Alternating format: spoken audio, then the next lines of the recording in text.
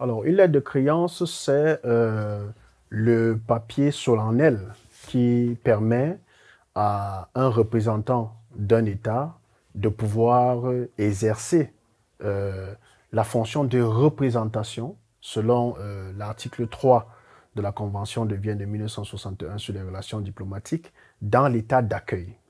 Alors, la lettre de créance formalise, elle a des caractères formels et elle a un effet.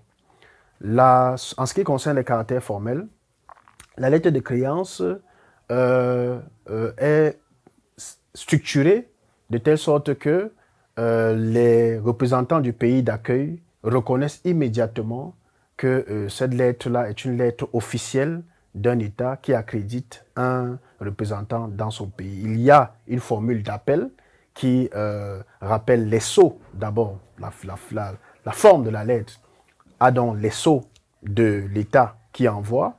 Il y a que c'est le président de la République qui décide d'envoyer telle personne comme représentant de l'État du Cameroun dans un autre État. Et il y a des formules de conclusion usuelles. Et à travers le formalisme de cette lettre, l'État qui accueille le représentant du pays reconnaît que ce représentant-là est le représentant plénipotentiaire de ce pays-là dans le pays d'accueil. Alors, la lettre de créance est rédigée par les services diplomatiques de l'État d'envoi, c'est-à-dire le ministère des Affaires extérieures et la présidence de la République. Et la présidence de la République signe la lettre de créance pour attester de ce que la personne qui est bénéficiaire de cette lettre de créance-là sera le représentant plénipotentiaire dans le pays d'accueil. Cette lettre-là, une fois signée par la présidence de la République, prend le canal diplomatique pour information de l'État d'accueil. Elle passe donc par le ministère des Affaires étrangères de l'État qui nomme le représentant et arrive au ministère des Affaires étrangères de l'État qui doit accueillir le représentant. Il y a donc, suite à cette information, il se passe une période particulière de 2 à 3 mois où l'État qui doit recevoir le représentant fait toutes les enquêtes de moralité possibles sur le bénéficiaire de la lettre de créance pour le juger apte à pouvoir représenter le pays dans le pays d'accueil.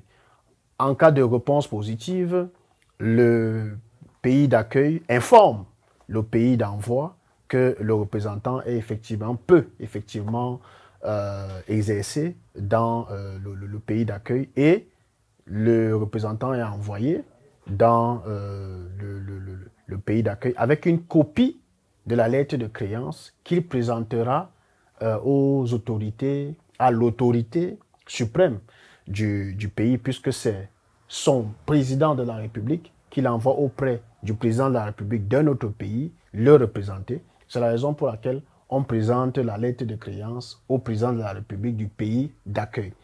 Avant de présenter la lettre de créance au pays d'accueil, quand on arrive et qu'on n'a pas eu encore l'occasion de le faire, on présente les copies figurées de la lettre de créance au ministre des Affaires étrangères du pays, vous permettant donc d'exercer dans le pays. En attendant que vous présentez vos lettres de créance au président de la République, vous présentez les copies figurées de la lettre de créance au ministre des Affaires étrangères qui vous permet donc d'exercer, de pouvoir rencontrer les autorités administratives du pays en attendant que vous entrez officiellement en fonction.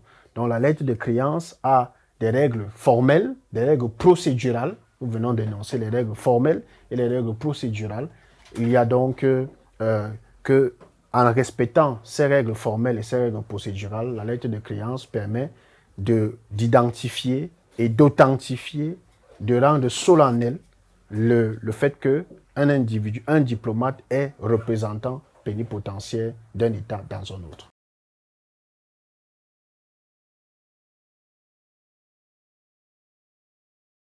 Tout à fait. Le pays d'accueil, l'article 2 de la Convention de Vienne sur les relations diplomatiques, dit effectivement que ces relations sont établies par consentement mutuel.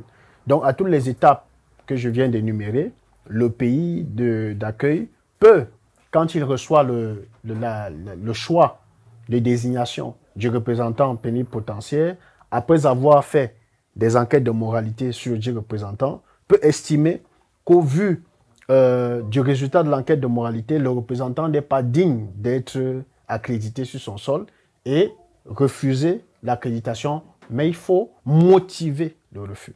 Le refus doit être motivé et le refus va être retourné aux autorités du pays accréditant et ces autorités-là vont donc faire un autre choix de représentant.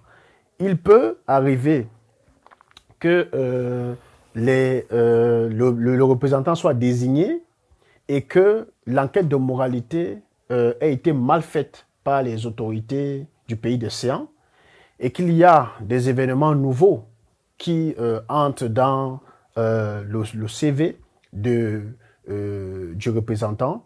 Alors, le pays d'accueil a le droit, au vu des éléments nouveaux, de contester la nomination ou alors la désignation plutôt du représentant dans son pays et de signifier cela au pays désignant, mais en motivant. Il faut motiver le refus, dire voilà, il y a des éléments nouveaux qui sont arrivés concernant le représentant et le pays va prendre en compte et prendre une autre décision de représentation diplomatique. Et là, il faut encore recommencer tout le processus parce que tout le monde doit avoir la lettre de créance. Donc, vous ne pouvez pas venir exercer dans un pays sans avoir pour le chef de mission diplomatique.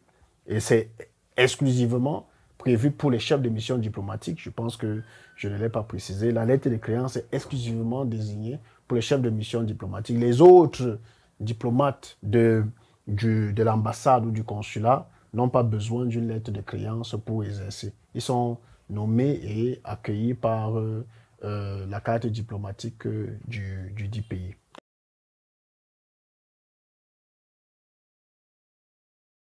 Non, les chefs de mission diplomatique ont besoin, le visa des chefs de mission diplomatique, c'est des visas diplomatiques.